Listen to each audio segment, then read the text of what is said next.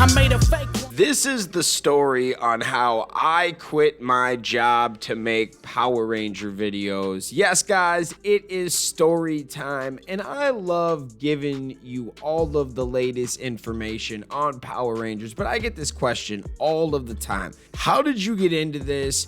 How are you making daily videos off Power Rangers? Are you making a living off this? So we are going to make a video to dive deep into this and to tell you my journey and my story. So first of all, me and my homies created the fan club about 5 years ago, but I was basically the main one. It was at my house, and I had a few friends that were commentators, but at the end of the day, when it came down to it, I just started to take this on full time and wanted to make videos all the time, and with work schedules and things, they weren't really around, and both of the guys ended up getting jobs and moving. So the fan club just kind of fell into my hands and being my thing, and I started to make videos about a little bit of everything. If you guys go back and watch our videos from 4 or 5 years ago, it was not just Power Rangers. We were talking all different pop culture subjects, sports in there, music reviews in there. We were doing a little bit of everything and having a fun time with it. But it seemed like the more Power Rangers stuff I did, one, I was more knowledgeable and passionate about it compared to all the other things. I actually knew Power Rangers. I grew up watching it. I watched the first, 10, 12 seasons. I watched a crap ton of Power Rangers as a kid, to the point where, I remember certain episodes scene by scene from those first, 5, 6, 7 seasons of Power Rangers, because they were just so nostalgic and iconic, and that was the number one show when I was growing up. So when I talked about Power Rangers, not only was I more charismatic about it, knew what I was talking about, but my views were going up because I was connecting with the fans more, and that doesn't always happen. Sometimes when you make certain videos about a topic and you don't know what you're talking about, the fans are going to eat you up, man. And it seemed like I was connecting more with the Power Rangers. And once Hasbro took over and Power Rangers Beast Morphers came out, that is when things changed. I started to do episode reviews for Beast Morphers, and this show was winning me over, man.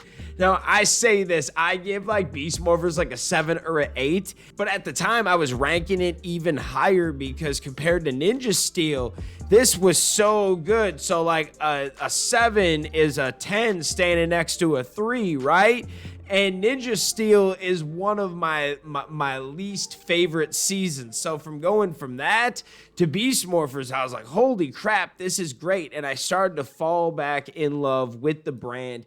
That is really where we started to go full swing into Power Rangers, when we realized that not only are we passionate about it, we're getting back into the brand, but you guys are starting to watch. And we didn't get crazy views right away, but I did notice that my Power Ranger videos were doing way better than other videos that I was pushing out. So I started to kind of push out more content, and I was more passionate about it, had a lot more fun making the Power Ranger content. So I started to do that more of a full-time thing with the fan club, talk more about Toku topics, right? Things that are happening in Power Rangers and beyond.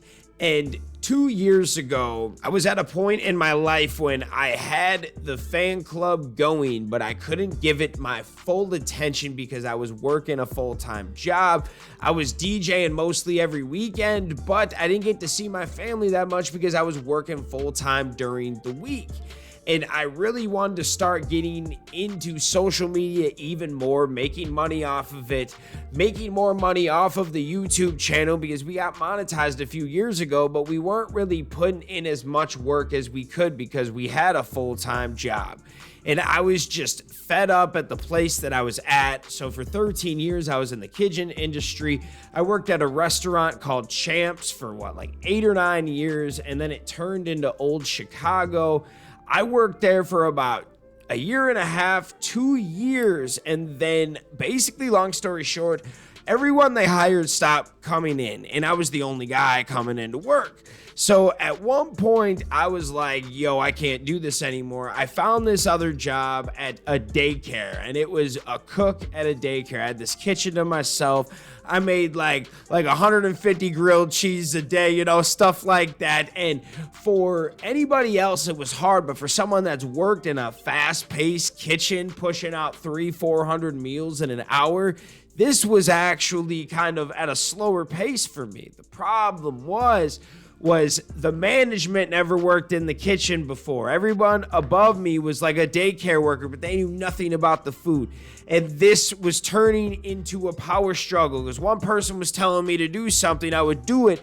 The next day, the next boss would come in and yell at me for doing stuff. And I'd be like, try to give them the professional food opinion, like what you're supposed to do, like, because I know about food costs, labor costs, everything. Tried to, give them my thoughts, and they're like, no, we're not going to listen to you. They actually kind of rubbed me the wrong way, and it was the first job ever where I was like, F you, I'm gone, and I left, and I never came back. I called my wife and said, I'm quitting, I'm going full time, I'm going to make more YouTube videos, and I'm also going to pick up social media contracts.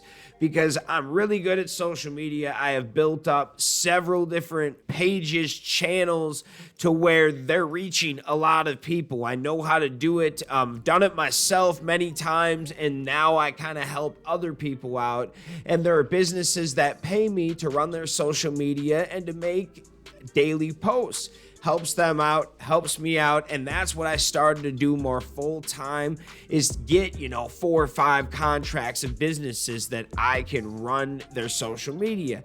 And then I'm able to make 2 to 3 to 4 videos a day. And then I opened up my availability on the weekends so I can DJ every single weekend but be home Monday through Friday, where I get all my work done but still be around for my kids. So it's not that big of a deal when I have 2 or 3 weekends in a row I'm gone, because I see my family during the week. And that's what works for me. I bet that wouldn't always work for everybody else, but I was at a point where I was working a full-time job and working the weekends. I was barely seeing anybody. Now I still work the weekends, but I'm home a lot more, and I'm still working.